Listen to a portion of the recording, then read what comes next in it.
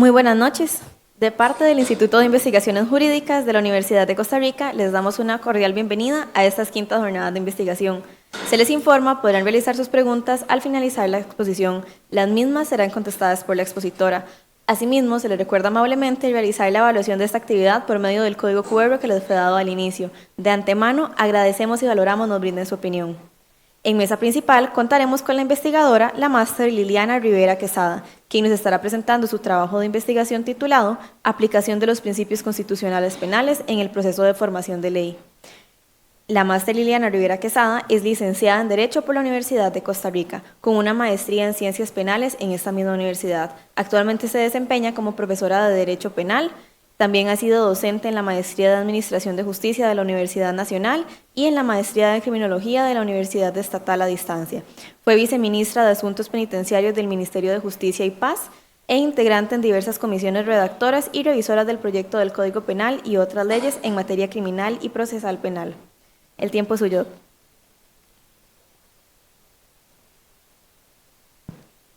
Buenas tardes, para mí es un gusto saludarles tanto a quienes se encuentran acá presentes en esta sala como a aquellas personas que nos están siguiendo a través de las redes sociales. Como bien se indicó, la investigación que he tenido a cargo tiene que ver con la valoración de qué tanto se aplican los principios constitucionales, se valoran o se respetan en el proceso de formación de la ley. Y para esto dar un brevísimo contexto, o sea, el por qué surgió esta investigación.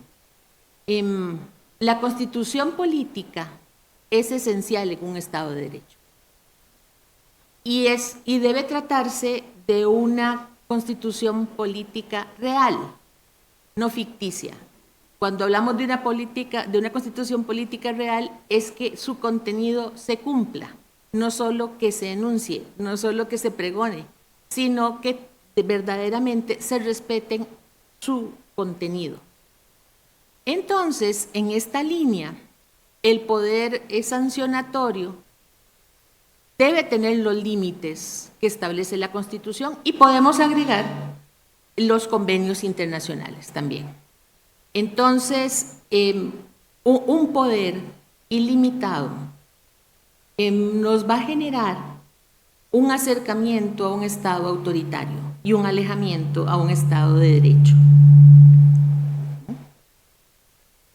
Entonces, analizar si los principios constitucionales son relevantes en el proceso de formación de la ley no es otra cosa que analizar qué tanto esas leyes que se emiten o que se discuten fortalecen el Estado de Derecho o si por el contrario nos acerca a un rasgo más autoritario de Estado.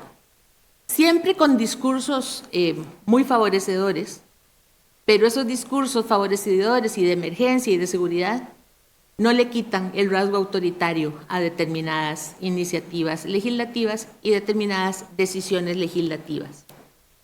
Y en esta línea, tener muy en cuenta algunas resoluciones de la Sala Constitucional en donde se reconoce, como la que tienen ustedes en pantalla, en donde se reconoce que la persona legisladora tiene un amplísimo rango de decisión, un amplísimo margen de discrecionalidad. Cuando dice, cabe señalar que la jurisprudencia de este Tribunal Constitucional ha sido clara en reconocer que la política criminal es competencia natural del legislador. Es decir, efectivamente, las personas legisladoras tienen la posibilidad de decidir todo aquello que concierne a la política criminal, que además es un concepto sumamente amplio, ¿verdad? No solo es la represión. Entonces, pero es muy importante tener presente, tal y como continúa señalando este voto, que ese poder no es absoluto. O sea, ninguna autoridad en un Estado democrático de derecho tiene un poder absoluto. Siempre va a tener límites y siempre va a tener controles. Por eso se indica, no obstante, como corresponde en toda democracia respetuosa del principio de legalidad, los órganos constituidos deben ejercer sus competencias dentro de los límites de nuestra Constitución. El enunciado creo que está muy claro. Tiene que haber límites. Pero como dijimos hace un momento, ¿esto es un enunciado o es una práctica? Eso es lo que nos hemos propuesto analizar en esta investigación. O sea, ¿son principios constitucionales de panfleto o son principios constitucionales reales? En esta línea tenemos que tener clarísimo que desde siempre ha habido una puja entre los límites y el poder, no solo en materia penal, eso es válido en todas las materias, ¿verdad? Y entonces a veces gana un poquito más el poder, a veces ganan un poquito más los límites, pero tenemos que estar conscientes de que siempre hay un debate a ver hasta dónde llega el poder, que además siempre quiere expandirse, ¿verdad? Y hasta dónde van a funcionar los límites que corresponden a ese poder. Este es el contexto, la razón de ser, digamos, de esta investigación. Veamos entonces el perfil de la investigación. El objetivo general es analizar el respeto a los principios constitucionales penales en los proyectos dirigidos a modificar el Código Penal durante el periodo constitucional legislativo de 2018 a 2022. Vean que el objetivo general ya nos está delimitando nuestro campo de estudio.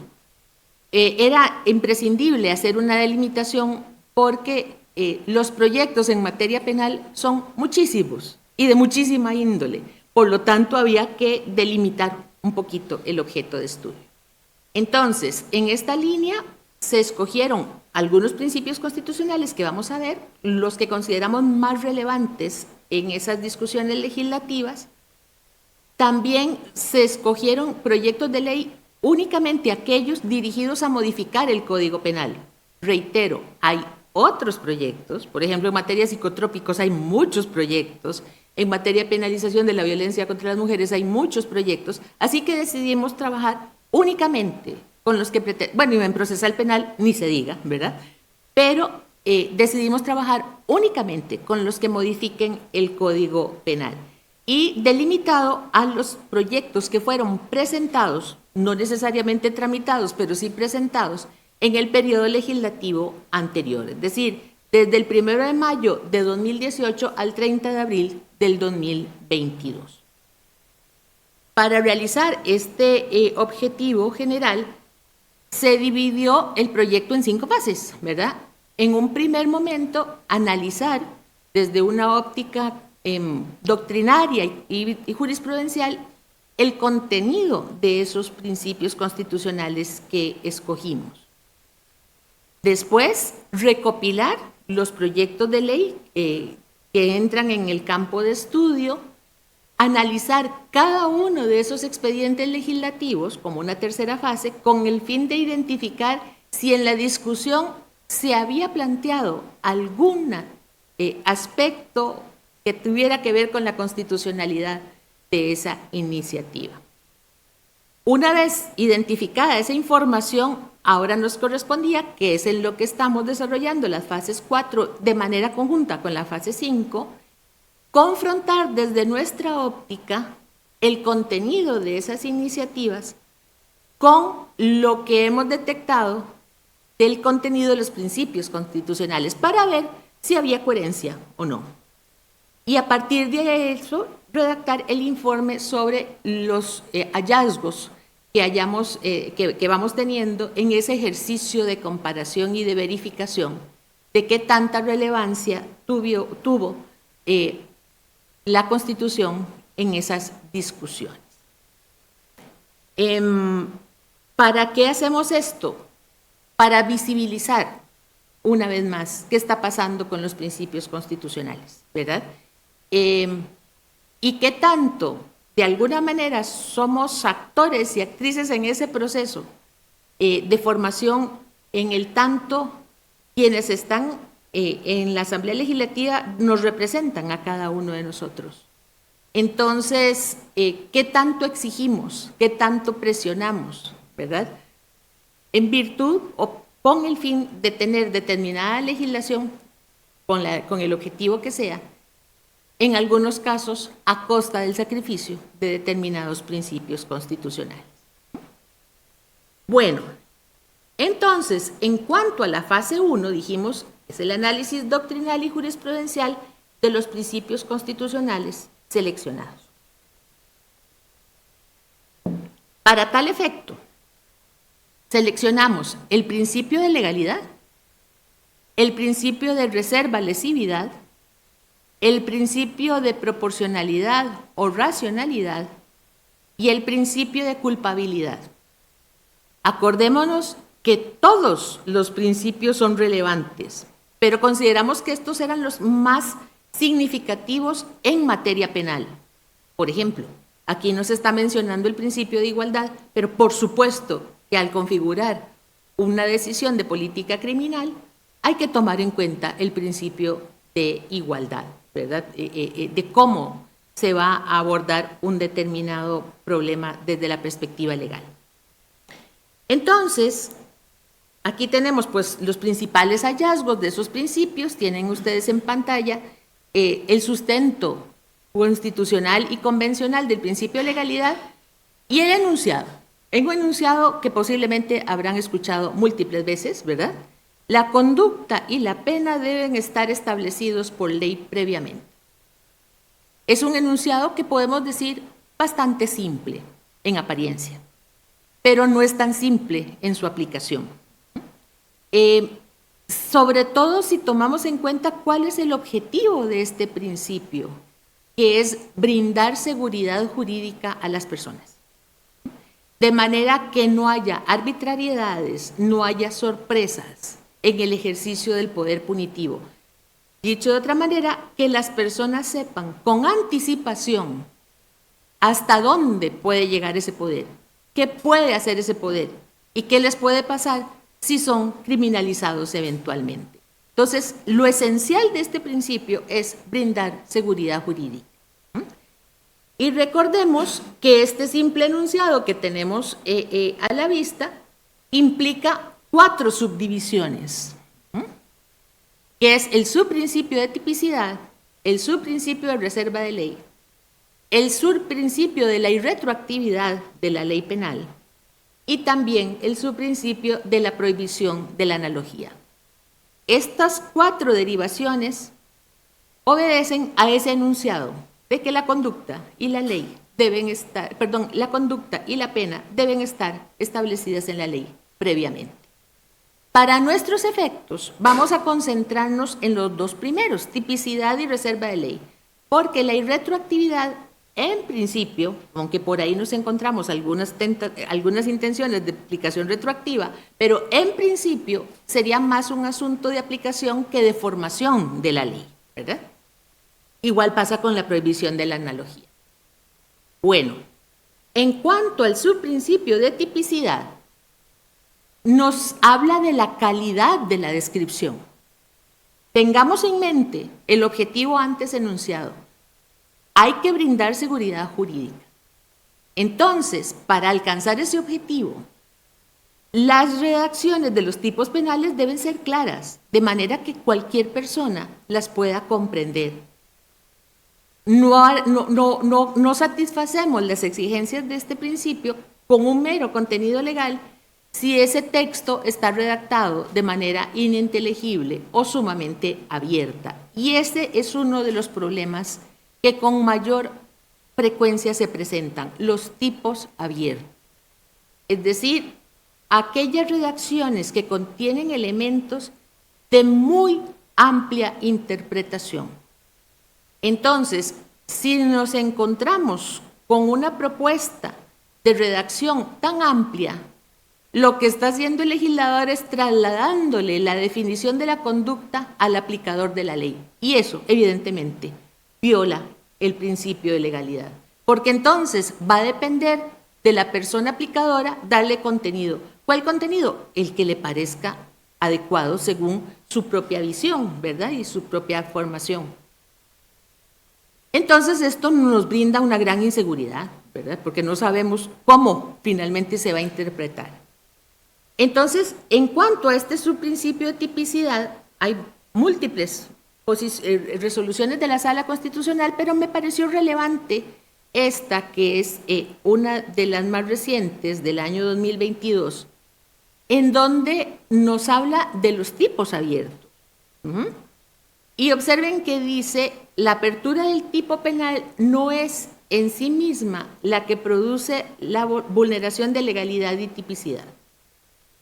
Esta expresión me parece que nos debe llamar al análisis y a la reflexión. Repito, es la Sala Constitucional la que nos lo está diciendo así. Y continúa diciendo, ¿verdad?, sino que esta lesión se da cuando existe absoluta imprecisión conceptual, y esta se puede sumar a un sinnúmero de variables que pueden ser introducidas genéricamente al punto que le restan claridad y precisión a la descripción de la conducta que se pretende sancionar. Para este tribunal, la imprecisión total y absoluta de una figura delictiva es constitucionalmente inadmisible. Detengámonos. Imprecisión total y absoluta. En consecuencia, un cierto grado de imprecisión es admisible. Esto lo está diciendo la Sala. Entonces, ¿en qué quedamos? O sea, ¿cómo yo sé, persona ciudadana, cuando una imprecisión tiene la característica de ser total, ¿verdad?, y absoluta, y cuando no? Es la misma posición de la Sala la que está creando inseguridad. Entonces, ahí ya tenemos ese primer dato. Pudiéramos decir, primera señal de alarma. Bueno, continuamos. El subprincipio de reserva de ley. La conducta, otra vez, y la pena deben estar establecidas en ley, entiéndase, ley formal, no otra norma de diferente rango. Esto es lo que en doctrina se conoce como tipos en blanco, ¿verdad? No es una técnica legislativa inusual encontrar remisiones a otra normativa, ¿verdad? Por ejemplo, porque algún término que se utilice esté definido en alguna otra rama del ordenamiento, en alguna otra legislación o incluso a nivel internacional. Desde esta perspectiva, en sentido estricto, y otra vez teniendo en la mira que necesitamos seguridad jurídica, se ha hecho una división entre la remisión a normas legales o superiores a las legales, convenciones, tratados, y la remisión a normas de menor rango. Entonces, desde la óptica constitucional, si la remisión se da a normas legales o de rango superior a la ley, que finalmente igual son legales, porque para que un convenio o tratado tenga validez en territorio costarricense tiene que haber sido ratificado por la Asamblea Legislativa. Pero mientras se haga esa remisión no tenemos ningún problema de constitucionalidad. El problema es cuando la remisión se hace a normas de rango inferior, por ejemplo, decretos, por ejemplo, reglamentos. Entonces, según lo que hemos dicho, estas remisiones serían contrarias al principio de legalidad. Porque entonces, ¿de qué nos vale que tengamos un cascarón a nivel legal si el contenido está definido en una norma de menor rango? Significa que finalmente la conducta está definida en una norma que no es legal, ¿verdad? Entonces, en sentido estricto, no debería aceptarse estas normas que remitan a otra norma que tenga rango inferior a la ley. Aquí nuevamente tenemos una posición de la Sala Constitucional que este primer voto, el 1876 del 90, de las primeras resoluciones de la Sala Constitucional en materia penal, es una resolución por lo demás emblemática, en donde se estaba cuestionando si era posible que un tipo penal hiciera una revisión a una norma inferior a la ley. Y observen que señala la Sala en ese voto: si resulta posible completar una norma penal por medio de un reglamento, siempre que al hacerlo el Poder Ejecutivo se mantenga dentro de su esfera propia de competencia y que la ley que remite establezca con suficiente claridad los presupuestos de su punibilidad, así como la clase y extensión de la pena. Entonces, Si lo relevante es siempre que al hacerlo el Poder Ejecutivo se mantenga dentro de su esfera propia de la competencia, lo que tengo que analizar es las potestades constitucionales de reglamentación, no el principio constitucional. Pareciera que eso me está diciendo la sala. O sea, mientras el Poder Ejecutivo esté actuando dentro de sus funciones reglamentarias, que problemas son amplísimas, entonces no tendríamos en principio problema, ¿verdad? Y el problema de la definición de la conducta no parece ser tan relevante, aunque se dice se establezca con suficiente claridad los presupuestos de la punibilidad. Otra vez, suficiente claridad. ¿Cómo interpreto ese mandato que nos está diciendo aquí la sala? Y en esa misma línea, en un voto del 2005, dice la sala esta posición. La sala constitucional, norma penal en blanco no puede remitir a disposiciones infralegales para completar elementos esenciales del tipo. Reitero, elementos esenciales. Si un tipo penal requiere ser completado en sus elementos esenciales, conducta, verbo y sujeto activo, según la sala, esos son los elementos esenciales, por una norma de rango superior del mismo rango, no existe ningún problema de constitucionalidad. Dicho de otra manera, y aquí continúa diciéndole la sala, los elementos secundarios del tipo penal sí pueden ser completados por una norma, según la sala, de inferior rango a la ley. Otra vez, me parece que tendríamos que tener una señal de alarma porque aquí nos está diciendo que el verbo y el sujeto activo sí tienen que estar fijados en la ley. Pero es que tenemos otros elementos que pueden acompañar ese verbo y ese sujeto activo. Para empezar, el objeto material. Entonces, si yo defino una pesca ilegal por una veda que me cambia cada cierto tiempo, por ordenanza o decreto, el objeto material de ese delito es la especie que está en veda. No es ni el sujeto activo ni es el verbo. Entonces, observen cómo ese objeto, esa especie, me la están cambiando según las circunstancias del caso. Y eso, según esta posición de la sala, es admisible desde una perspectiva constitucional. En esta línea, entonces, en relación con el principio de legalidad, me parece que debe haber dos alertas en el proceso de formación de la ley. Si hay tipo abierto, si se está configurando un tipo abierto, y si se está configurando un tipo en blanco, para revisar qué clase de remisión hace y cuáles elementos son los remitidos a otra disposición, en atención a la posición de la sala antes descrita. Ahora pasamos al principio de reserva. Lesividad. ¿Qué nos exige? Que detrás de cualquier tipo penal haya un bien jurídico. O sea, la razón de ser de una prohibición penal es que la conducta prohibida afecte un bien jurídico, o por lesión o por peligro, pero que lo afecte. De lo contrario, no habría legitimidad en la intervención penal que se haga en ese caso. Y aquí tenemos, ¿y por qué hablamos de la lesividad? Porque acordémonos que aquí tenemos dos componentes. En un primer momento, la construcción del tipo penal tiene que tener en la mira un objeto de protección, eso que llamamos bien jurídico. Pero además, ya en la criminalización secundaria, cuando esa norma se aplica en situaciones concretas, esa conducta concreta que se está analizando tiene que afectar el bien jurídico para que sea delito. Entonces, no basta que la norma lo defina, es que la conducta concreta lo tiene que afectar, de lo contrario tampoco sería delito. Y aquí tenemos una posición de la Sala Constitucional al respecto, ¿verdad? En donde habla de la necesidad del bien jurídico como fundamento de todo tipo penal, y aquí desarrolla en qué consiste el principio, y nos interesa más este otro extracto del mismo voto.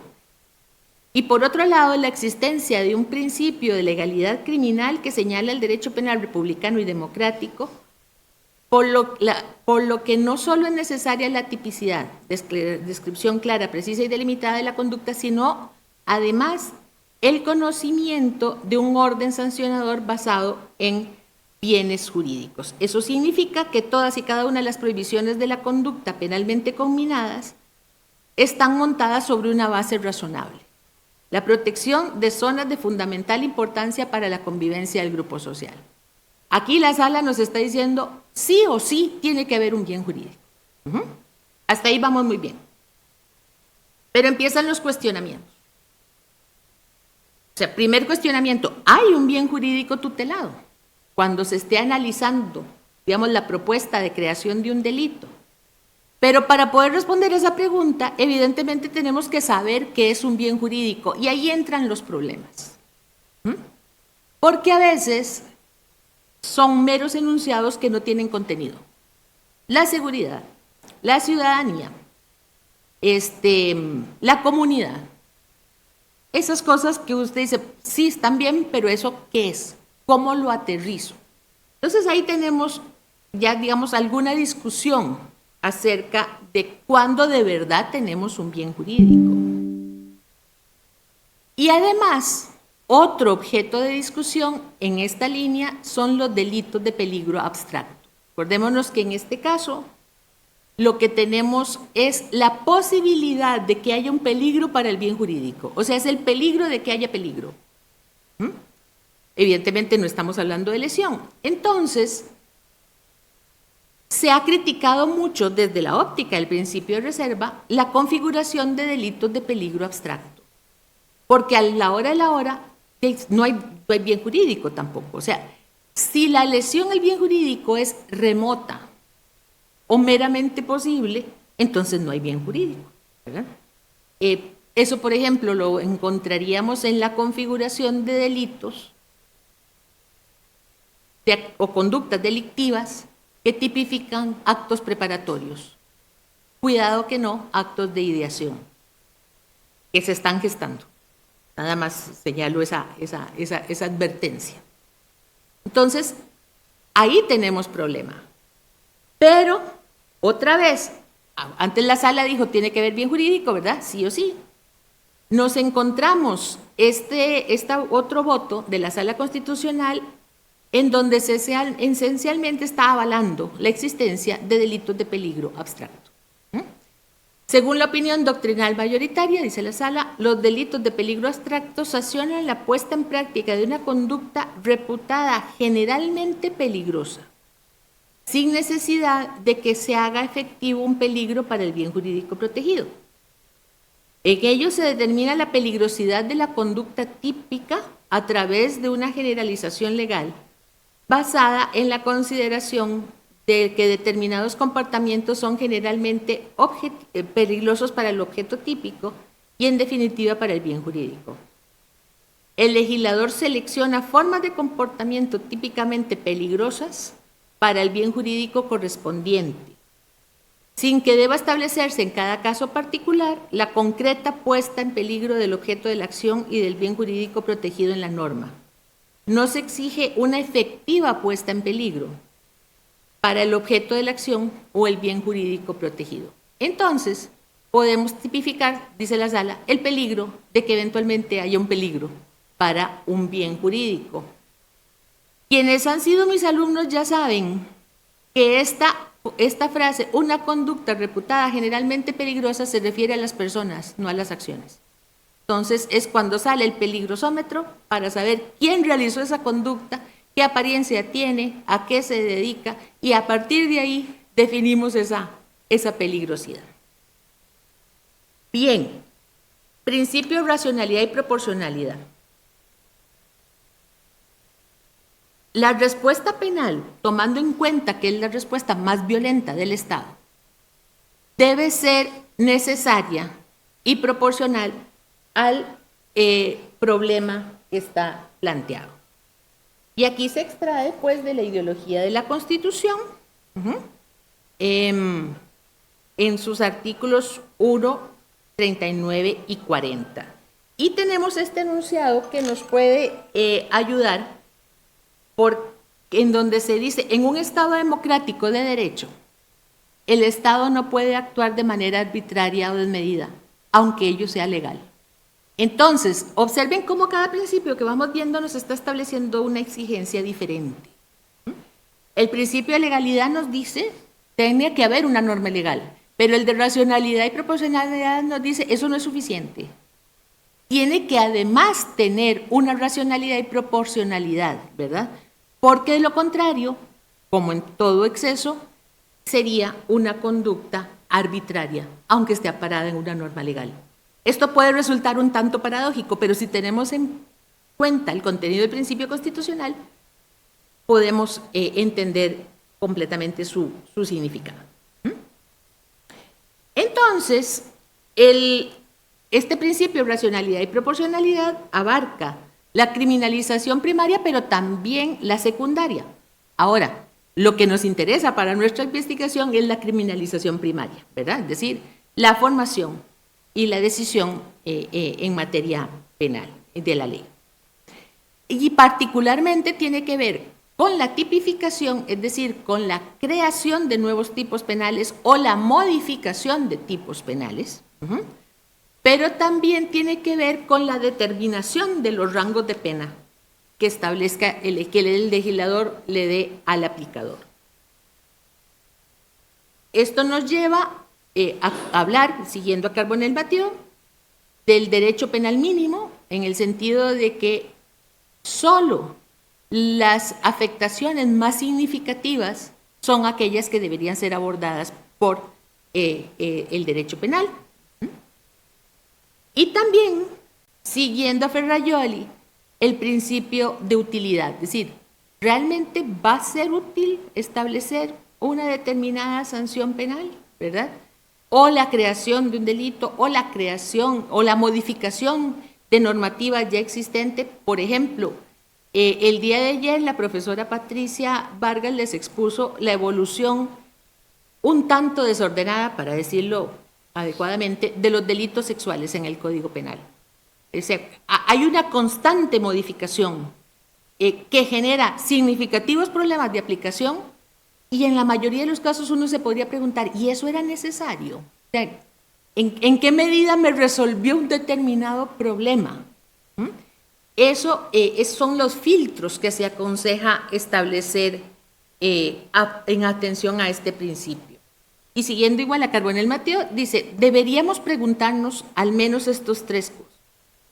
¿La intervención penal es adecuada para resolver el conflicto que se pretende combatir? Y pudiéramos agregar, o más bien lo agrava. Si el bien jurídico que se pretende tutelar tiene la suficiente relevancia dentro de la colectividad para justificar la amenaza de privación de libertad u otra afectación de derechos. Y si esta respuesta penal es concordante con otras respuestas que dé otra parte del ordenamiento jurídico, que a lo mejor tienen una solución mucho más eficiente al conflicto que aquella que establezca lo penal. En esta línea, la posición de la Sala Constitucional ha sido por demás ambigua, ¿verdad?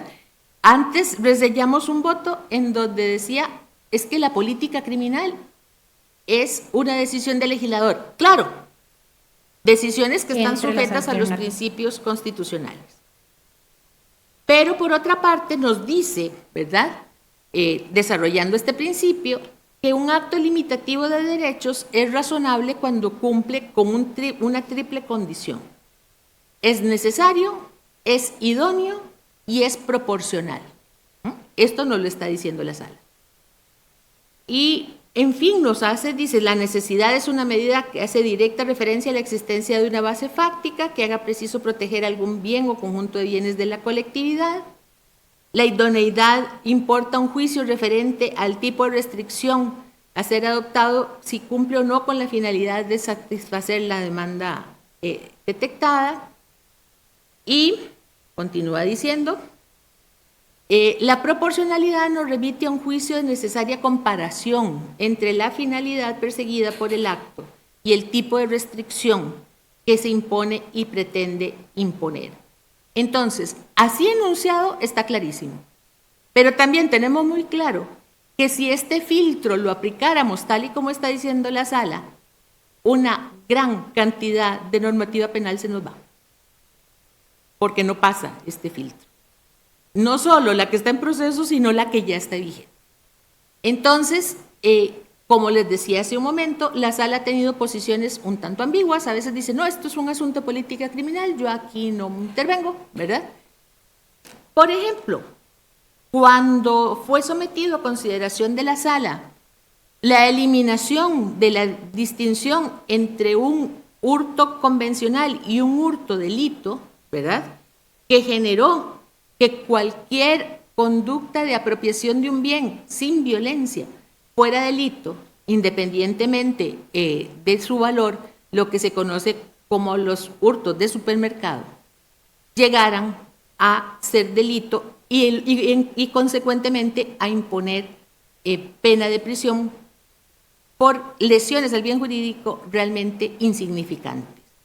En esos casos se sometió esa eliminación de la diferencia hurto contravención con hurto delito a la sala y dijo, no podemos intervenir en eso. Es una decisión, ¿verdad?, de política criminal. Entonces, este es un principio un tanto difícil de darle contenido a través de las líneas de la sala. Por lo menos el enunciado sí lo tiene claro. En el principio de culpabilidad, acordémonos que el enunciado general es la necesaria demostración de culpabilidad como requisito para imponer una pena. Con una vasta base constitucional también y de convencional, y que entonces tiene diversas implicaciones. Por ejemplo, la responsabilidad personalísima, es decir, no hay posibilidad de establecer responsabilidad objetiva conforme al principio de culpabilidad. Y, muy importante, no la inversión en la carga de la prueba. Dirán ustedes, bueno, pero es que la inversión de la carga de la prueba es un asunto procesal. Cuidado. A veces los tipos penales están redactados de tal manera que suponen una inversión de la carga de la prueba. Por ejemplo, en este caso de la responsabilidad personalísima y la ausencia de responsabilidad objetiva, hubo una discusión interesante en uno de los proyectos de ley estudiados que fue aprobado y que estableció la responsabilidad penal para personas jurídicas. Evidentemente, para personas jurídicas no puede haber otra responsabilidad, no importa qué título le ponga, que no sea objetiva, porque las personas jurídicas no tienen posibilidad de actuar en los términos que requiere una acción delictiva. No obstante, se estableció, se aprobó la ley y ahí está. Desconozco que tanto se haya aplicado, si se esté aplicando. Yo sospecho una acción de inconstitucionalidad apenas se presente y no sabemos cómo eventualmente será resuelta. Pero tenemos estos elementos. Con frecuencia, por ejemplo, se tiende a responsabilizar a representantes de personas jurídicas. De hecho, por ahí hay unos cuantos tipos penales vigentes que lo hacen por una determinada acción que se genere en el contexto de la actuación de una persona jurídica. Responsabilizar a una persona solo porque es el representante legal o gerente o propietario de una determinada empresa es contraria al principio de culpabilidad. Puede tener otras respuestas, volviendo al principio de racionalidad, tal vez desde el derecho administrativo, pero no desde el penal. Entonces, este breve recuento de lo que hemos indagado sobre el contenido de estos principios constitucionales nos dicen que en el proceso de formación de la ley al menos deberían analizarse estos aspectos. Se está creando un tipo abierto, hay un tipo en blanco, se cumple con la exigencia de que haya un bien jurídico, se está configurando un delito de peligro abstracto, hay una desproporcionalidad o irracionalidad en la respuesta penal, se está configurando algún tipo de responsabilidad objetiva, se invierte la carga de la prueba de alguna manera en la nueva legislación, ¿eh? Y otra vez, tengamos cuidado con los enunciados y con las etiquetas, ¿verdad? Lo que se pretendió hacer con la ley de extinción de dominio no era otra cosa que revertir y brincarse esta exigencia.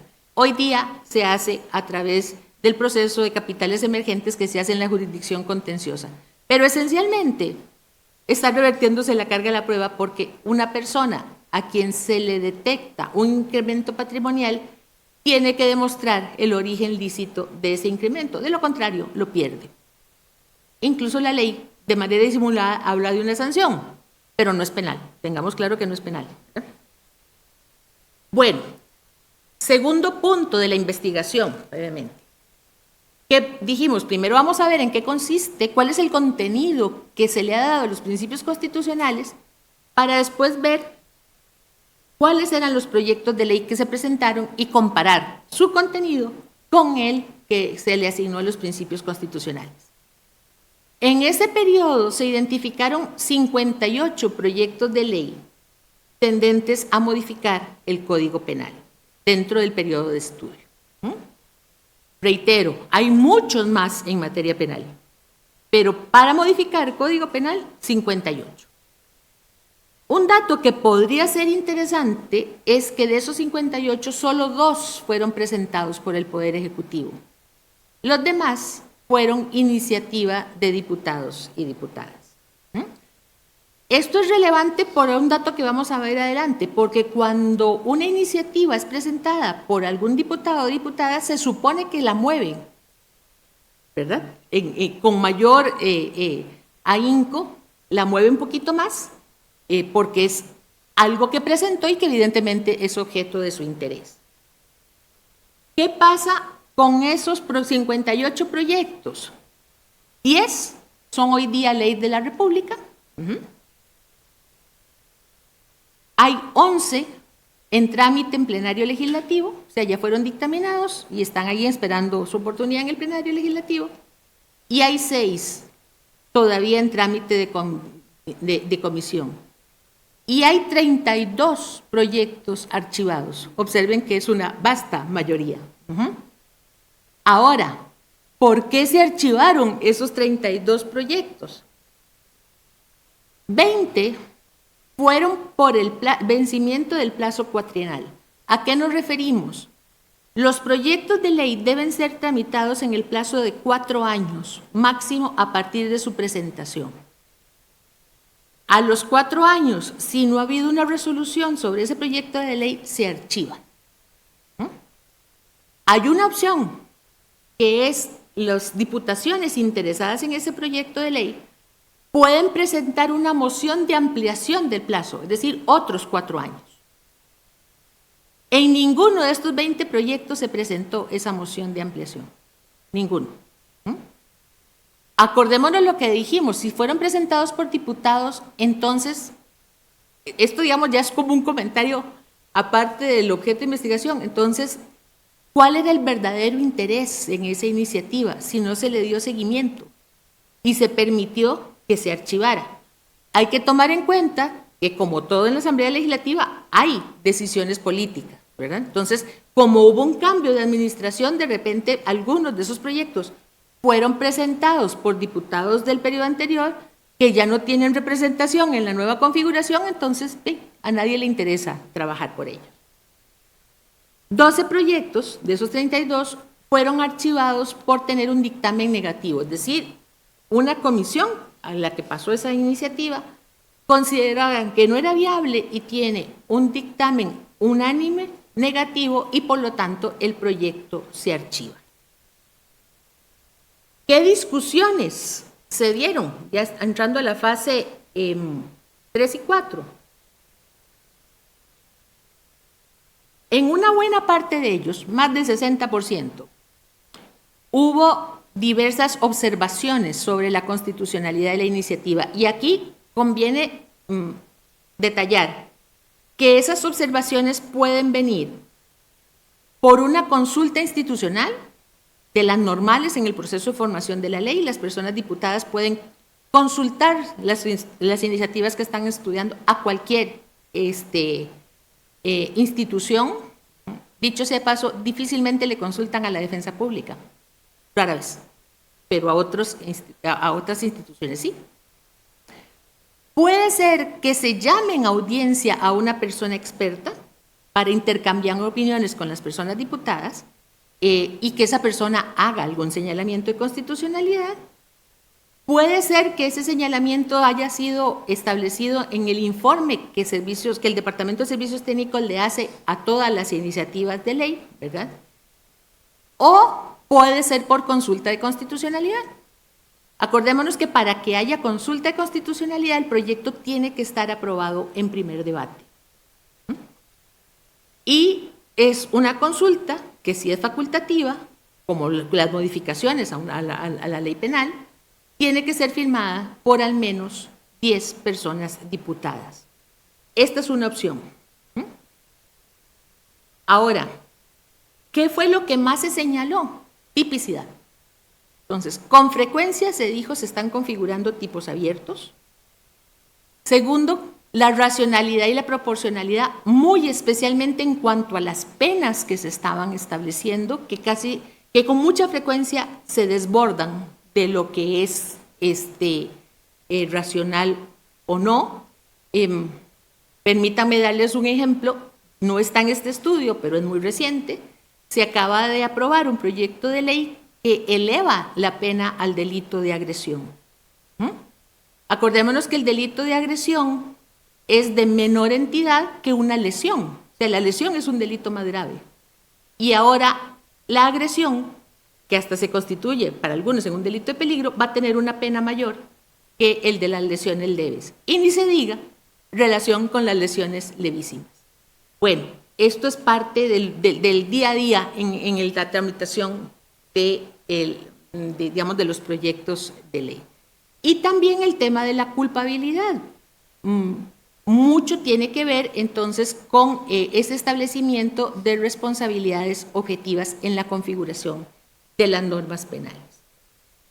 Algunos comentarios de lo que hemos detectado hasta ahora.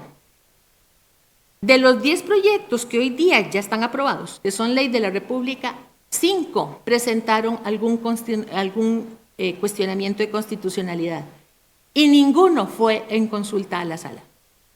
Señalamos esto de los 10 proyectos que fueron aprobados porque, como dijimos hace un momento, se requiere que el proyecto sea aprobado en primer debate para mandarlo en consulta a la sala.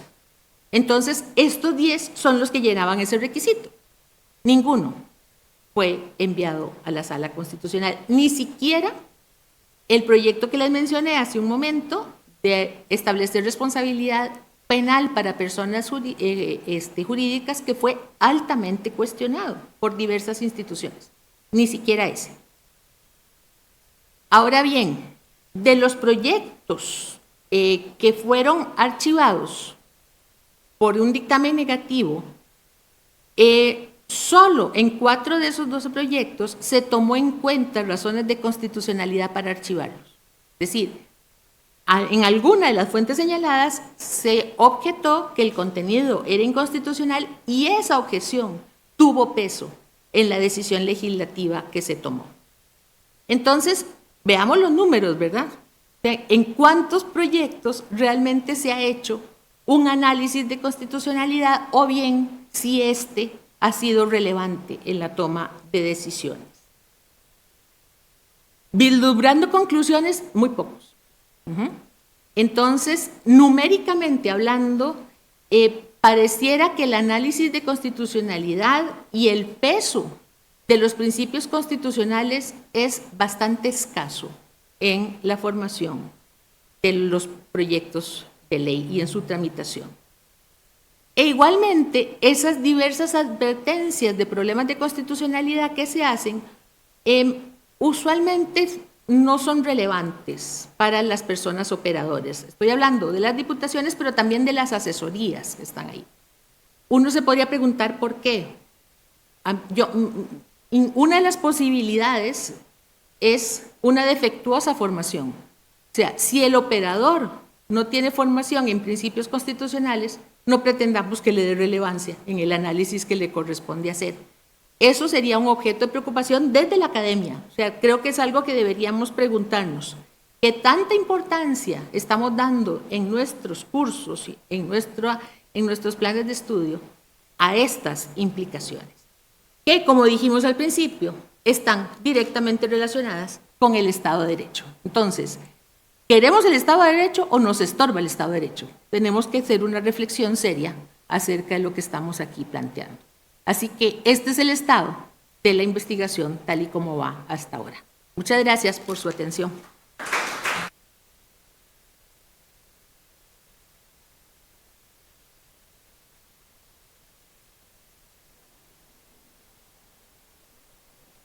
Muchísimas gracias a la máster Liliana Rivera Quesada por compartir los detalles de su investigación con nosotros. A continuación tendremos la sección de preguntas por parte del público. Si alguien tiene una pregunta puede levantar la mano y le haremos llegar un micrófono.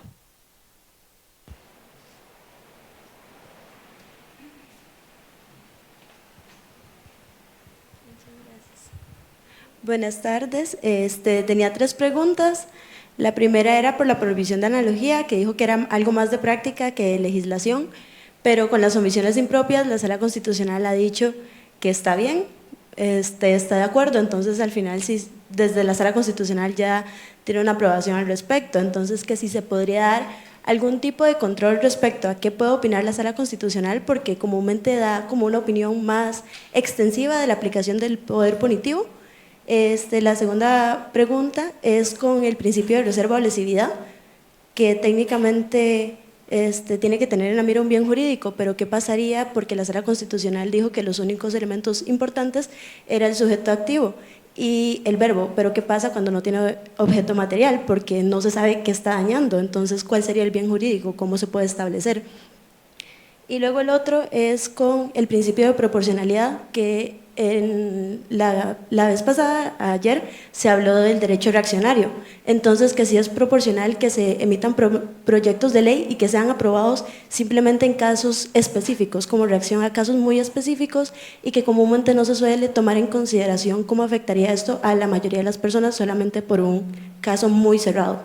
Gracias.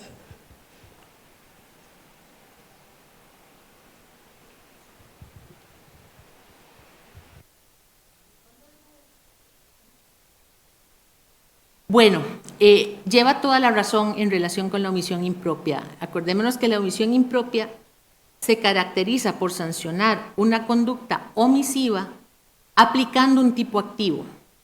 Entonces, la única forma de hacer esa ecuación es aplicando analógicamente. O sea, yo no estoy sancionando a alguien porque mató a una persona, sino porque la dejó morir. Y si antes dijimos que había una interpretación restrictiva, eso no debería pasar, y ciertamente no solo pasa cotidianamente, sino que efectivamente la Sala Constitucional avala esa práctica. ¿Qué nos queda después de eso? Los organismos internacionales. Y ver cómo dan esa valoración. Acordémonos que ha habido muchos casos, ¿verdad?, que tienen que ver con el debido proceso y otras materias no penales, en donde esos organismos internacionales han venido a establecerle pautas a la misma Sala Constitucional. En relación con lo que mencionaba de legislar casuísticamente, desafortunadamente es muy común. Y también quiero aquí hacer un señalamiento. Eso no necesariamente o no por completo es responsabilidad de las personas legisladoras.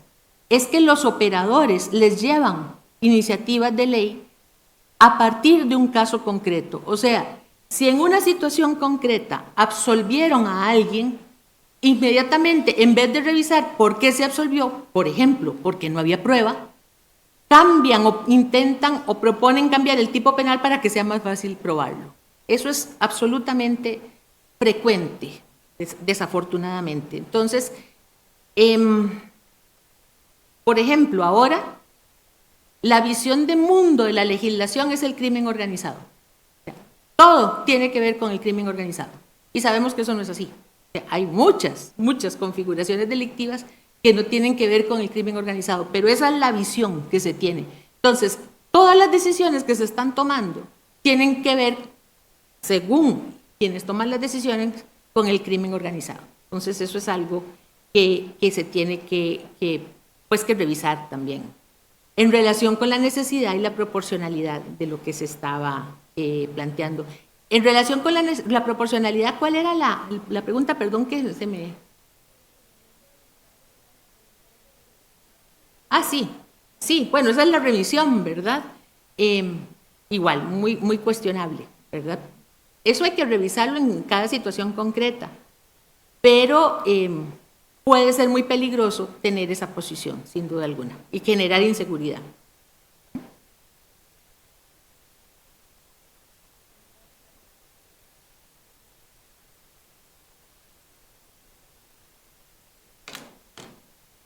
Bueno, muchas gracias. Bueno, en vista de que no hay más preguntas, agradecemos a la expositora por honrarnos con su participación y por compartir con nosotros sus conocimientos, asimismo a todos los que se han quedado con nosotros la noche de hoy, que nos han acompañado tanto de manera presencial como por medio de nuestras redes sociales. Ahorita tendremos un breve receso y continuaremos con la presentación del doctor Haider Miranda Bonilla, quien nos va a estar presentando su investigación titulada Envejecimiento y Derechos Humanos. Que tengan buena noche.